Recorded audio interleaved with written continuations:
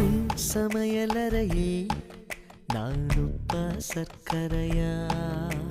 நீ படிக்கும் அறையில் நான் கண்களா புத்தகமா?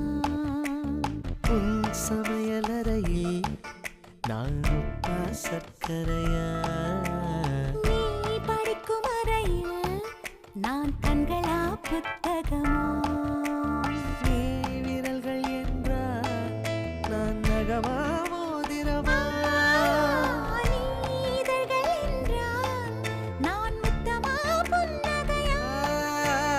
நீ அழகு என்றால் நான் கவியா ஓவியனா? உன் சமையலறையில் நான் உப்பா சர்க்கரையா?